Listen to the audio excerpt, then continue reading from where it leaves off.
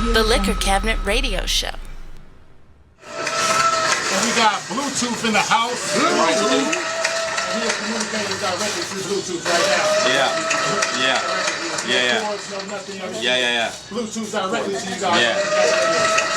Yeah, can you hear me? Yeah. Can you hear me now? Can we hear you? We can hear you. What's going on? All right. How you Man, doing? doing my thing, bud. Good to be here, man. I'm glad to have you here. You know what I'm saying? Check it out. So there's two things. There's the way I got my name, and there's the reason I call myself Bluetooth. Two different things, right? Okay. So I was at the Underdogs, walked in. Usually I'd have a Bluetooth on because I live far away and I'd be on the phone and don't take it off. Yep. And they was like, I'm gonna call you Bluetooth. I was like, I don't like you for a good 2 weeks. And I was like, wait a minute. I take sound out the air and I put it in your ear. I'm Bluetooth. All right. So I fucks with that. That's Bluetooth. So I just, took something that was meant for bad. We had a bet. He is a superhero. What was your name? Yes. I use my powers for good. All right, so you just got the name Bluetooth, obviously, when the Bluetooth came out, right? Right. What was your name before Bluetooth? Erik Griggs. Erik Griggs. That was it, bro. So it was like Erik Griggs. That's the whole thing. Yeah, I don't think I ever said that, but yeah. Y'all let us know. Erik Griggs. Erik Bluetooth Griggs. What all records have you done, man? Let us know. Oh, man. This is the time the name drop. This is the time Fete is going to go home with you right afterwards. I mean, It's breaking me off. I appreciate that, man. Fete go home with I you. appreciate that. No. That's good culture right there. That's where we come from. In Africa, that's how it's done. You know what I'm saying? All right. Man, I did, one on Tyrese. I'ma be good, just one girl. Remember that? Yeah, we did that. I did No Air for Jordan Sparks and Chris Brown. Thank you for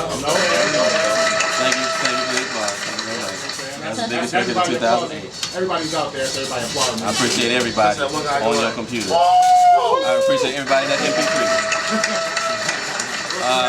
Man, I worked on soundtracks, Best Man 2, worked on the Dreamgirls soundtrack, worked on Compton the soundtrack.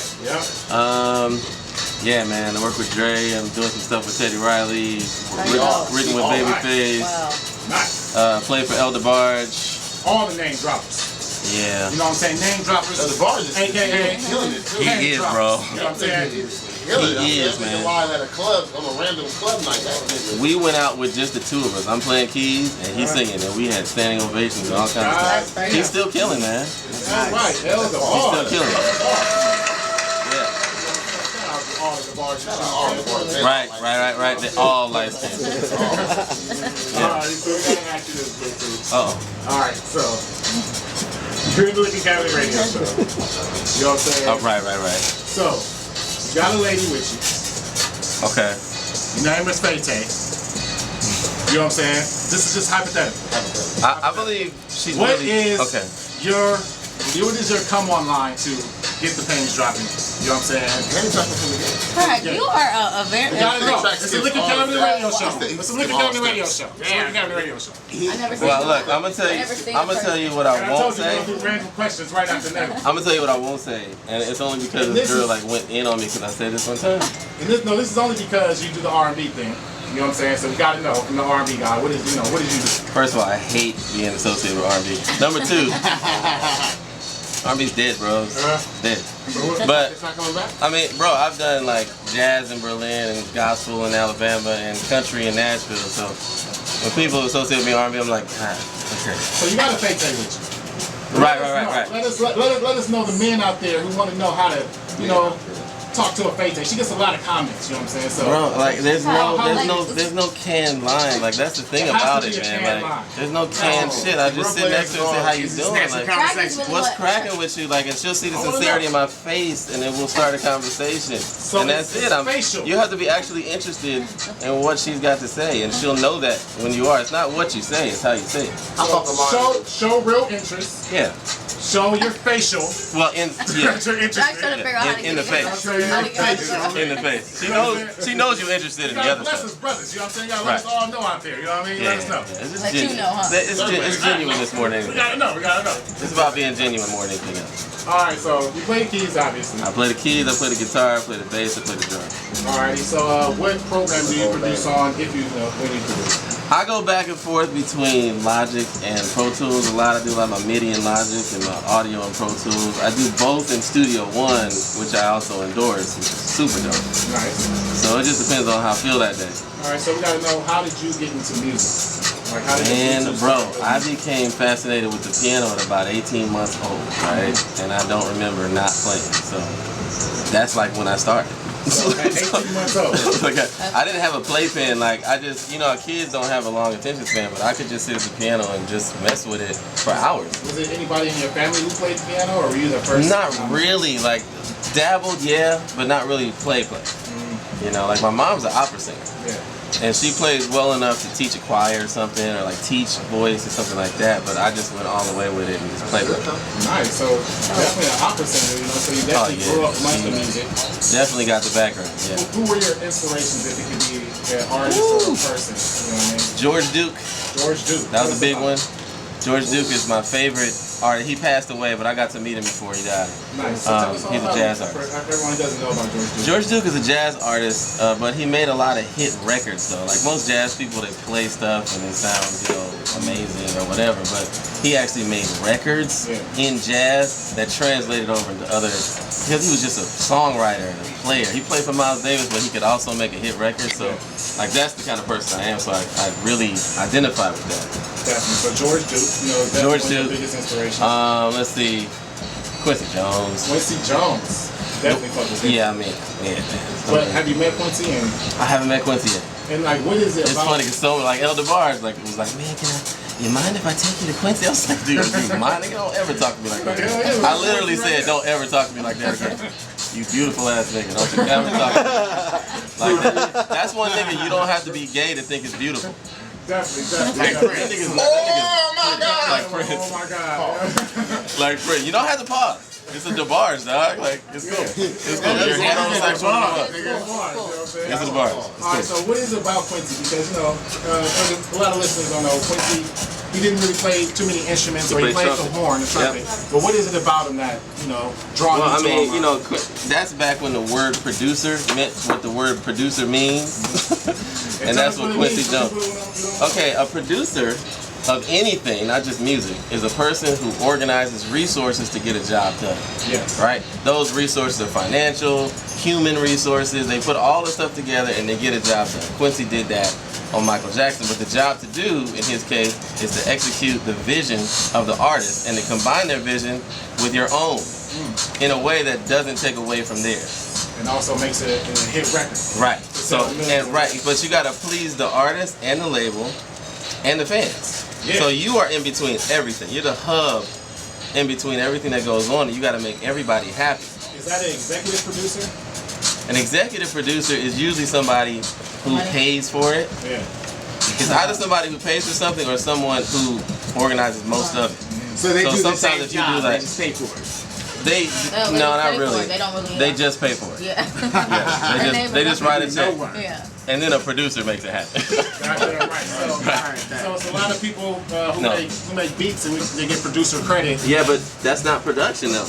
Yeah. So who produced I mean, it is production, but here's the way to think of it though. Like if you sat down and you made a beat all by yourself and you put it out, you basically used yourself as a resource to get the job done. Yeah. So you are a producer, but not in the way that Quincy Jones was. So the person who constructed the song, which sometimes is the artist, right? He'll be the producer. That person's not really a producer. That person is being produced. So the more people add things to the table, the artist adds something. The guy who plays the keys adds something. The guy who plays the bass adds something. But the person who puts all those people together to add something is the producer. What if it was the artist? Sometimes it is the artist. He's like, I'm gonna get this beat from this guy. Yeah. Or from YouTube. I'm gonna go rent this studio time. Right now, you know who does that a lot? That's Tyrese. Yeah, so he's like, he produces his own shit. Yeah, he basically produces his own stuff. He'll get a house somewhere and take a bunch of niggas out there and just be like, I just need y'all niggas to work. I need y'all niggas to get in here. Blue, get in here and make Why do you sound like that nigga, though? Because I know that nigga like that. Right, Tyrese. Tyrese, he just Griggs. right now. The first time that nigga ever called me on the phone was like, no, Tyrese. I was like, who is this? I don't know you like Black that. tie. It's black tie. It's Black Rose. Black Rose. It's the Rose, nigga. Alright, so Not the Rose. It's the Rose. what are you working on? What are you working on currently? What are you working on right now? Bruh. Yeah, they clapping already. Okay. I worked on a smooth jazz album on Mike Phillips. Mike Phillips is a saxophone player. He played for Michael Jackson, Stevie Wonder, Prince. He played for all those guys. One of the best in the world. It was definitely a pleasure to work with him. I got Stevie Wonder on the album, so I got a chance to work with Stevie. Oh, shout out Steve. So we got Stevie on the album. And what album are you currently working on right now? Right now I'm actually working on my own thing. And that's what we're here for. I'm definitely working on my own thing, which I have to have done by about November, so you'll see something coming from me about that. Let us know the name of it. I ain't got that all yet, man. Alright, we don't got the name. It's in progress. I'm still producing it right now. What producers you got on it so far? Me. You got all me. Welcome to the stage. Well, there's me, Are you there's doing myself, and there's I. Are you doing vocals? Yeah. So you're singing or you're rapping? Yeah, I'm singing. Alright, so he's singing, he's rapping, he's doing rock. You know what I'm saying? He's doing all of that. He's doing comedy skits. I am his doing own comedy. skits. You did your own engineer. I do comedy. I didn't do comedy. I might do comedy on there. I do stand-up comedy. I don't know if you knew that. No, I didn't know that. But yeah, I do stand-up Tell us comedy. about stand-up. Man, let me tell you something. I'm more excited about that than music right now. Really? Like, that excites the hell out of me. I love getting on stage and doing comedy, bro. Man, standing up on stage and like just giving your all and people gotta laugh at you. Have you bombed yet? No. Before? So you haven't bombed I yet. never And I don't bombed want to yet. say yet. So Not even, no, go ahead and say it. Yeah. Because I feel like everybody bombs sometimes. Yeah. No, you're And that's You're what not a scares me. comedian until you bomb that. Right. Damn, I'm not a comedian. What is it? No, I didn't say that. I said I do stand-up. I didn't say I was a comedian. What? You said I do stand-up comedy, No, I do stand-up comedy. but you are a comedian. But I'm not a professional comedian. So this will be your first time like doing stand-up? No, I've done it for about 2 years. I've done the Comedy Store 3 times. Really? Yeah, I've done the Ice House. I've done the Ha Ha Club. Bro, I will. Let us know all I will. let's give us a little stand-up. You know, one of my really good friends. That nigga said give us a This little nigga stand-up. said, but I'm sitting down, cuz I can't do it. I got Sit down. I can give you a little sit down. But sat down. Shout out to Sat Down Jamaican Grill. Y'all ever been there? Definitely not so been good. to Oh my Sat Down God. Jamaican Try Grill. the oxtails. I definitely want to say, got him. You know what I'm saying? He was funny at the moment. You know what I mean? I was definitely impressed by the sit down cuz. Was you impressed by the sit down cuz? He got me. I was definitely. Or anything where we can find you at any appearances. You got a book. You got a class. Here's what I'm doing right now, bruh. It's funny that you said class. Yeah. Okay? Not only because I have class, but because I have many classes. So I'm starting something called Blu2th University. I'm actually planning to put that up tomorrow. So it's a membership site where you can go to learn everything you think you're going to learn from music school, which you're not. Yeah.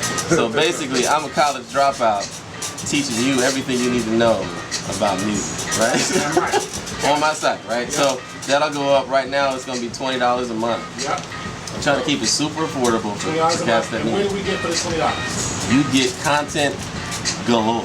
So You we get webinars, you get video conferencing. Right now it's going to be a bunch of tutorial videos. Then you can watch and you can hear because you got video and you got audio. You know, a lot of listeners. You know I got to have something for the niggas that can't read. You can't expect everybody to be able to read. Alright, so look, so we get the webinars. Not We nowadays. get the No, webinars. you especially producers these days. You can't expect everybody to be able to read. We get the webinars, we do the content. Do we get like face to face? Do we get to ask you questions? You absolutely do. Of course, that'll be different charges. So for what you get for the monthly price is you get a bunch of content. I'm gonna keep putting up content over and over. Right now, I'm putting out one called "Making a Record from Scratch." It's 4 videos. Yeah. And I take a record from nothing to ready to mix in your face, right? No fights. And I'm detailing everything. Like I'm not just doing it. I'm telling you how I'm doing it, why I'm doing what I'm doing. I'm calling out stuff on the screen. Cool stuff is happening while you're watching. It's entertaining at the same time.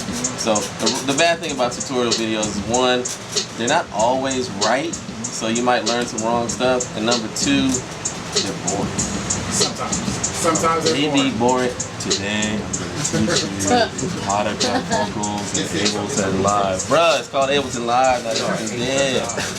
Like, give me something more than that. So, you know, I'm a little more lively than that. So we got the tutorials, you know what I'm saying? We see you live doing your thing. How long are the videos? Depends on the video. Some of them could be 5 minutes and some will be an hour. Okay. It depends. Like I have one up on YouTube right now on how to remote control your studio with your laptop. Right? A lot of people have a desktop and they have a laptop and they don't know they can go in the vocal booth and control their main computer with the little. Yeah. And they can control their own. They can cut their own vocals, cut their own. I cut it myself on guitar in one of the videos. Yeah. Doing that, so I just dedicated a 5-minute video to that. I put it up for free on YouTube. 100%. I need that. Go ahead and let us know that tip for free. What is that? It's called mirroring. Yeah. Well, yeah. You can. It's screen sharing. It's screen sharing. You know, screen sharing. Oh yeah. Right. Now I'm just fucking with you. Now we're gonna get that for free, man. Bluetooth. Yeah, man. Where can we find hip hop? Well, is it Production University?